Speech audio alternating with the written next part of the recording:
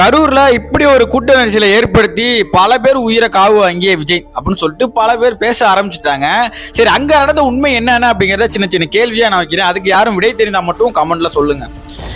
அவர் பேசிட்டு இருக்கும் போதே பவர் கட் ஆனது எப்படி, அப்புறம் ஜென்ரேட்டரை உடைச்சது யாரு, உள்ள புகுந்த அந்த மர்ம நபர்கள் யாரு, காவல்துறை எதுக்கு தடியடி செஞ்சாங்க, விஜய் பேசியாச்சு கிளம்பியாச்சு, தடியடி நடந்தது ஏன், இது ஒரு கேள்வி.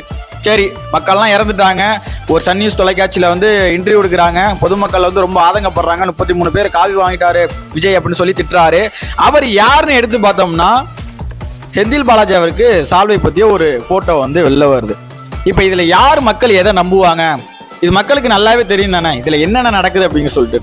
உடனே செந்தில் பாலாஜி விரைகிறார் அரசு மருத்துவமனைக்கு. லைவ் போகுது.